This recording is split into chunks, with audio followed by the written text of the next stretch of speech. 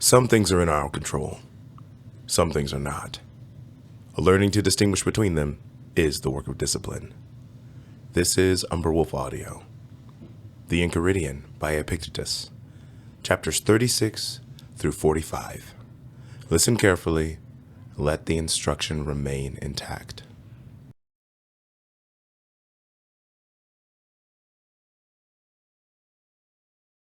As the proposition, either it is day or it is night, is extremely proper for a disjunctive argument, but quite improper in a conjunctive one, so, at a feast, to choose the largest share is very suitable to the bodily appetite, but utterly inconsistent with the social spirit of an entertainment.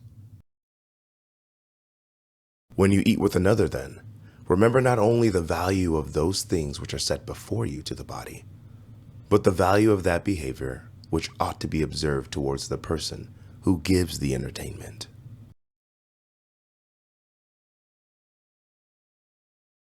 If you have assumed any character above your strength, you have both made an ill figure in that and quitted one which you might have supported.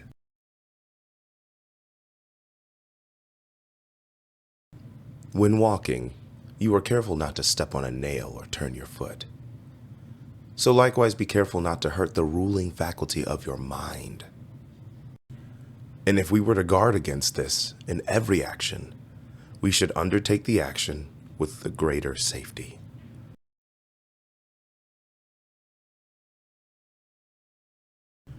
The body is to everyone the measure of the possessions proper for it, just as the foot is of the shoe. If, therefore, you stop at this, you will keep the measure, but if you move beyond it, you must necessarily be carried forward, as down a cliff. As in the case of a shoe, if you go beyond its fitness to the foot, it comes first to be gilded, then purple, then studded with jewels. For to that which once extends at due measure, there is no bound. Women from 14 years old are flattered with the title of mistresses by the men.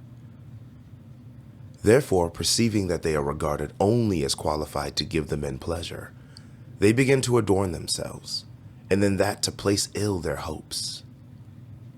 We should, therefore, fix our attention on making them sensible that they are valued for the appearance of decent, modest, and discreet behavior.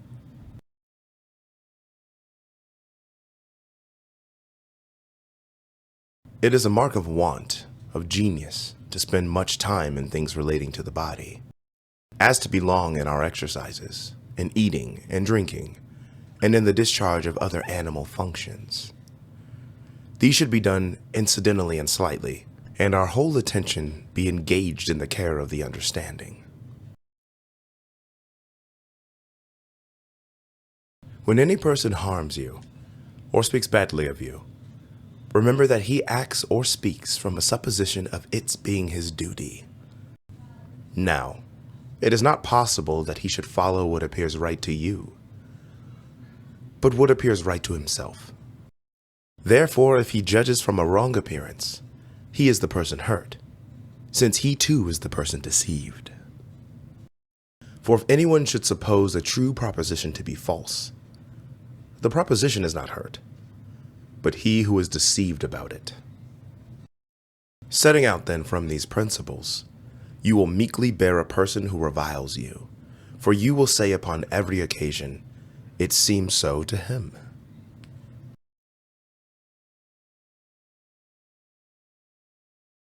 Everything has two handles, the one by which it may be carried, the other by which it cannot.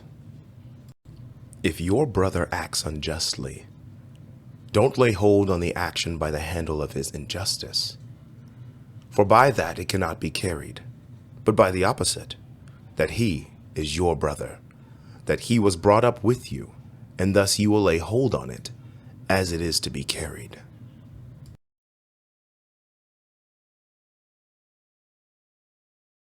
These reasonings are unconnected. I am richer than you, therefore I am better.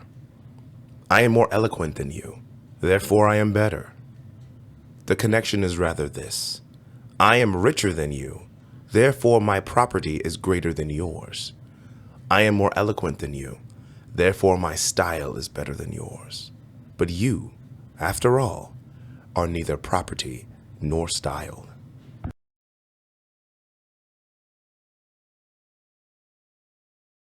Does anyone bathe in a mighty little time?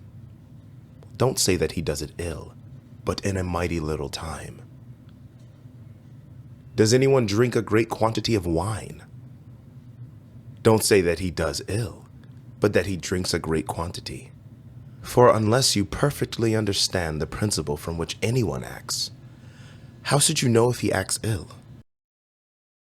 Thus you will not run the hazard of assenting to any appearances but such as you fully comprehend.